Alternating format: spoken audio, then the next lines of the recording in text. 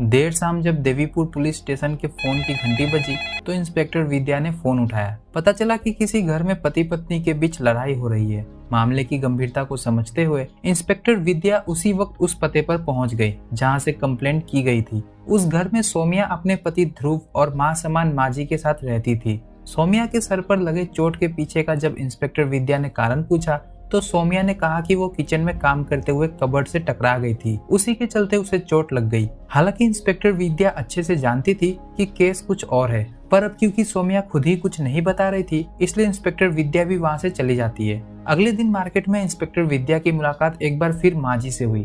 तब माजी ने इंस्पेक्टर विद्या को बताया कि सौम्या का पति ध्रुव उस पर बहुत अत्याचार करता है, पर सौम्या कभी भी उसके खिलाफ आवाज नहीं उठाएगी। पुलिस स्टेशन में जाकर रिपोर्ट लिखवाने की बात तो दूर रही। माजी ने बताया कि जब सौम्या 5 साल की थी तब वो उसके घर में काम करने आई थी। वहीं उनकी मुलाकात सौम्या की जुड़वी बहन शैली से हुई। सौम्या और शैली सिर्फ 8 साल की थी जब उनकी मां गुजर गई। मां के गुजर जाने का सबसे ज्यादा असर सौम्या पर पड़ा, इसलिए घर में उसे शैली से ज्यादा प्रायोरिटी मिलने लगी। इसी के चलते दोनों बहनों के रिश्ते में दरार भी पड़ने लगी।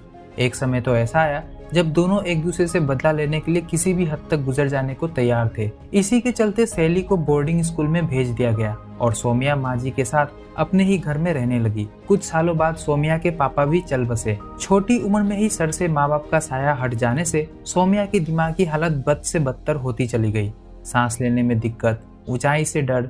उधर शैली ने भी वेकेशंस में घर आना बंद कर दिया। फिर आज से ठीक 1 साल पहले जब सौम्या पैराग्लाइडिंग करने देवीपुर गई थी तब वहां उसकी मुलाकात उस पैराग्लाइडिंग कंपनी के ओनर ध्रुव से हुई। देखते ही देखते सौम्या को ध्रुव से प्यार हो गया। हालांकि उसने ध्रुव को अपने दिल की बात बताई नहीं। एक दिन सौम्या ध्रुव को अपने अंकल और माजी से मिलाने लेकर आई। अभी इंट्रोडक्शन वगैरह चल ही रहा था कि तभी सड़क पर एक कार आकर रुकी। पता चला कि शैली आई है। शैली को देखते ही सौम्या के दिल की धड़कन तेज हो गई। जहाँ एक तरफ सौम्या बिल्कुल सीधी सादी लड़की थी, वहीं शैली उससे बिल्कुल ऑपोजिट थी। शैली ने वहां आते ही ध्रुव से फ्लर्ट करना शुरू कर दिया। सौम्या के डिप्रेस्ड चेहरे को देखकर वो यह भी समझ गई कि सौम्या ध्रुव को पसंद करती है। शैली ने उसी वक्त ठान लिया कि वो ध्रुव को सौम्या से छीन कर ही रहेगी। शैली के ये नेक इरादे सौम्या को भी समझते देर न लगी। शैली ने अगले दिन से ही ध्रुव के आगे दाना डालना शुरू कर दिया।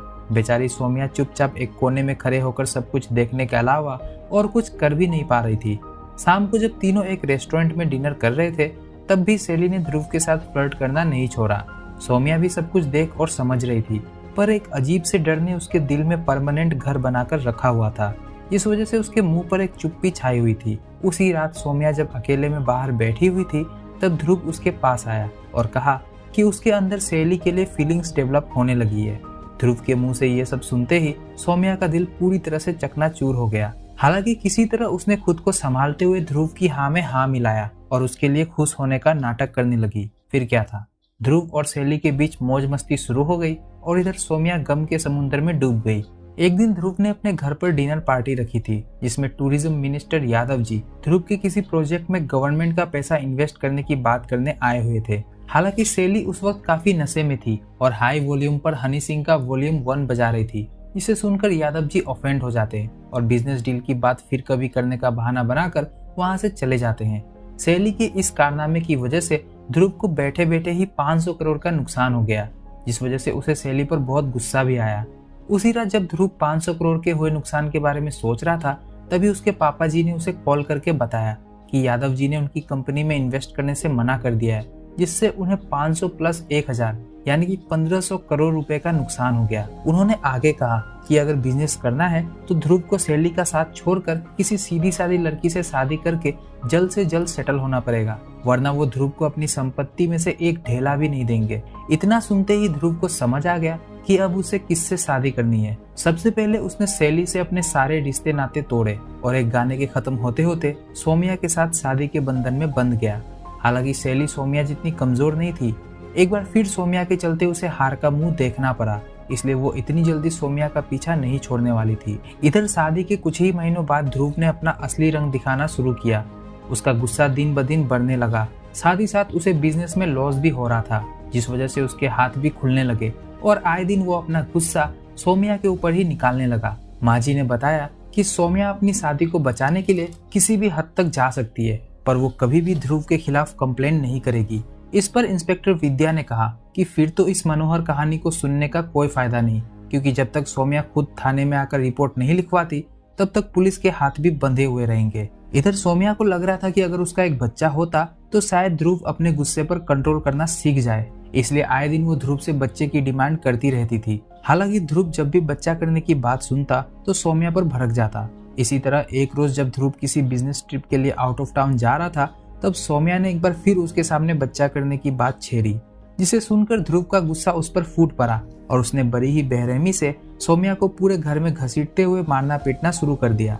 इतना सब होने के बाद भी सौम्या ने ध्रुव से एक शब्द नहीं कहा। पुलिस स्टेशन में जाकर रिपोर्ट लिखवाने की बात तो दूर की थी। इधर इंस्पेक्टर विद्या ने जब ध्रुव का बैकग्राउंड चेक किया तो पता चला कि हरियाणा में ध्रुव के खिलाफ काफी सारे FIR दर्ज है, इसलिए उसके पापा ने उसे देवीपुर भेज दिया था। कुछ दिनों बाद जब ध्रुव बिजनेस ट्रिप से वापस लौटा तो माजी ने उसे धमकाते हुए कहा कि अगर उसने एक और बार सौम्या पर हाथ उठाया तो वो पुलिस को सब कुछ बता देगी। हालांकि ध्रुव के ऊपर माजी की धमकियों का कोई भी असर नहीं हुआ। वो जानता था कि पुलिस उसका कुछ नहीं बिगाड़ सकती, क्योंकि उसके पापा एक मिनिस्टर थे। वैसे भी सौम्या को एंजाइटी, डिप्रेशन और सांस लेने में दिक्कत होती थी। कल को अगर मारपीट के दौरान सौम्या को कुछ हो भी जाता तो ध्रुव आराम से सौम्या की बीमारियों का हवाला देकर बच सकता था।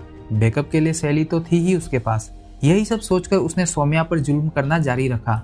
देखते ही देखते सौम्या की हालत बद से बदतर होती चली गई। एक रोज माजी इंस्पेक्टर विद्या के साथ बैठकर सौम्या के बारे में पंचायत कर रही थी। तभी उनके फोन की घंटी बजी। पता चला कि सौम्या किसी मुसीबत में है। इंस्पेक्टर विद्या के पूछने पर माजी ने बताया कि सौम्या ध्रुव के साथ पैराग्लाइडिंग करने वैली व्यू पॉइंट गई थी। आनंद फानन में इंस्पेक्टर विद्या वैली व्यू पॉइंट पहुंची, जहां ध्रुव और सौम्या पैराशूट से लटके हुए बस मौत को गले लगाने का इंतजार कर रहे थे। हालांकि किसी तरह वो पैराशूट पास ही में मौजूद एक ब्रिज में जा फंसा, जिससे उन दोनों की जान बच गई। पूछताछ करने पर सौम्या ने बताया कि ध्रुव ने ही जानबूझकर उसका हार्नेस खोल दिया था ताकि वो नीचे गिरकर मर जाए। इंस्पेक्टर विद्या ने इतना सुनते ही ध्रुव को उसी वक्त अपनी हिरासत में ले लिया। वैसे ध्रुव चिल्ला चिल्लाकर सबसे कहता रहा कि उसने ऐसा कुछ भी नहीं किया, पर वहां मौजूद किसी भी शख्स ने उसके लिए सहानुभूति नहीं जताई। बात अब मीडिया में फैल चुकी थी। वैली व्यू पॉइंट पर हुए उस हादसे का काफी लोगों ने वीडियो बनाकर उसे सोशल मीडिया पर अपलोड कर दिया था। बात अगर सिर्फ ध्रुव और पुलिस के बीच होती तो ध्रुव 300 वर्ड्स का ऐसे लिखकर आराम से बाहर निकल आता, पर लगातार सोशल मीडिया की तरफ से पड़ रहे दबाव के चलते इस बार ध्रुव के पापा भी उसे नहीं बचा पाए। कुछ दिनों बाद कोर्ट में सुनवाई हुई। फाइनली सौम्या ने भी ध्रुव के खिलाफ अपना मुंह खोला और जज को बताया कि कैसे ध्रुव उसे आए दिन मारता पीटता था। साथ ही साथ हार्नेस खोलकर सौम्या को नीचे गिराने के अटेम्प्ट के लिए ध्रुव को 3+10 यानी कि 13 साल की सजा सुनाई गई। सौम्या की लाइफ अब पहले से काफी बेहतर हो चुकी थी, पर कोई तो बात थी जो इंस्पेक्टर विद्या के समझ से बाहर थी। उसे समझ नहीं आ रहा था कि आखिर उसने इतनी आसानी से ये केस सॉल्व कैसे कर लिया। क्या उसे जो दिख रहा है वो ठीक वैसा ही है या कोई और भी बात है जो उसे समझ नहीं आ रही। क्या उसने जल्दीबाजी में ध्रुव को जेल भिजवाकर कोई गलती तो नहीं कर दी? क्या उसे एक बार ध्रुव के साइड की स्टोरी भी सुन लेनी चाहिए थी? इन्हीं सब बातों का पता लगाने के बहाने इंस्पेक्टर विद्या सौम्या की डेली लाइफ पर नजर रखने लगी। उसने एक ही रात में सौम्या की दुकान से लेकर रथ मैदान और वहां से वैली व्यू पॉइंट तक लगे सभी CCTV कैमरास के फुटेज खंगाल डाले। इतनी माथापच्ची करने और ध्रुव से थोड़ी बातचीत करने के बाद इंस्पेक्टर विद्या को अपने सामने एक नई मनोहर कहानी नजर आने लगी। दरअसल हादसे वाले दिन ध्रुव, सौम्या और शैली तीनों होली मनाने रथ मैदान गए थे। वहीं से फिर ध्रुव सौम्या को अपनी गाड़ी में बिठाकर वैली व्यू पॉइंट की तरफ निकल गया। रास्ते में सौम्या ने अपनी दुकान के सामने ध्रुव को गाड़ी रोकने के लिए कहा, क्योंकि वो अपना इनहेलर दुकान में ही भूल गई थी। इनहेलर से इंस्पेक्टर विद्या को याद आया कि सौम्या को ऊंचाई से डर लगता था। हालांकि जब सौम्या इनहेलर लेने शॉप के अंदर गई थी तब ध्रुव बाहरी गाड़ी में बैठा उसके वापस आने का इंतजार कर रहा था। शॉप के अंदर शैली पहले से ही मौजूद थी। दरअसल शैली अपनी बहन सौम्या की दिन पर दिन बिगड़ती हालत को देखकर थक चुकी थी। उसे समझ आ गया था कि अगर उसने सौम्या की मदद नहीं की तो आज नहीं तो कल वो अपनी बहन को खो देगी। इसलिए शैली ने सौम्या को समझाया और दोनों ने मिलकर ध्रुव को सबक सिखाने का फैसला किया। दोनों ने फटाफट से अपने कपड़े बदले और शैली सौम्या बनकर ध्रुव के साथ पैराग्लाइडिंग करने वैली व्यू पॉइंट पर चली गई। शैली ने ही खुद अपना हार्नेस खोला था ताकि वो ध्रुव को अटेम्प्ट टू मर्डर के केस में फंसा सके, क्योंकि सिर्फ डोमेस्टिक के केस में ध्रुव को महज 3 साल की सजा होती, पर अटेम्प्ट टू मर्डर के केस में 10 साल की। 3+10 यानी कि 13 साल की सख्त सजा दिलाने के लिए ही दोनों बहनों ने मिलकर ये मनोहर कहानी रची थी। मामला साफ होते ही इंस्पेक्टर विद्या दंदनाते हुए सौम्या के घर पहुंची और बताया कि उसे सारी कहानी समझ में आ गई है। कुछ दिनों में ही वो ध्रुव का केस वापस खुलवा रही है। हालांकि शैली ने इंस्पेक्टर विद्या को समझाते हुए कहा कि उन्होंने जो भी किया वो भले ही गलत हो, पर सच्चाई तो सबको पहले से ही पता थी। ध्रुव के पापा एक मिनिस्टर थे। जाहिर सी बात है कि अगर ये बात घर की चार दीवारी के बीच दबकर रह जाती तो आज भी ध्रुव आजाद घूम रहा होता।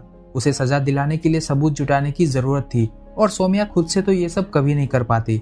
ध्रुव ने सौम्या के साथ जो भी किया उसके लिए 3 साल की सजा बहुत कम होती है, इसलिए शैली ने उसे अटेम्प्ट के केस में फंसाने का फैसला किया ताकि मिनिस्टर के बेटे या उन जैसे लाखों मर्द जो मर्दानगी के नाम पर औरत पर हाथ उठाते हैं उन सब की अकल ठिकाने लग पाए और वो दोबारा किसी औरत पर हाथ उठाने की सोच भी न सके।